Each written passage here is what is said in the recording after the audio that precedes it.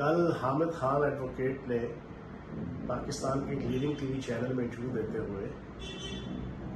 इस्तेहकाम Pakistan party के सरपरस्त आला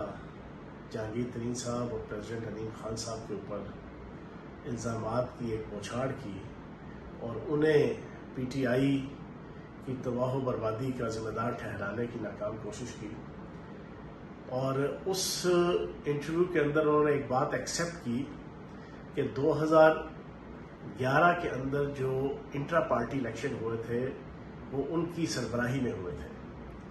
मैं उस वक्त पीटीआई का मरकजी डिप्टी सेक्रेटरी इंफॉर्मेशन था और हमने पूरा इलेक्शन कंटेस्ट किया था।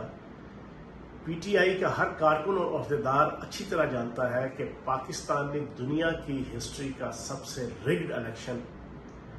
सबसे फजूल इलेक्शन,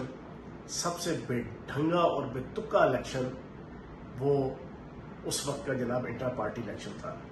जिसमें धांधली, दो नंबरी, चक्करबाजी, हर किस्म की चीज़ इन्वॉल्व थी। और वो बुनियादी तौर पर सदर आरिफ अलवी के बेटे, जो हमें उस वक्त बताया गया पार्टी की लीडरशिप की तरफ से कि उन्होंने सॉफ्टवेयर बनाया था और करोड़ों रुपए कमाए, और रऊफ हसन जो इस वक्त सेक्रेटरी इत्तलात बने हुए हैं वो पेड जनाब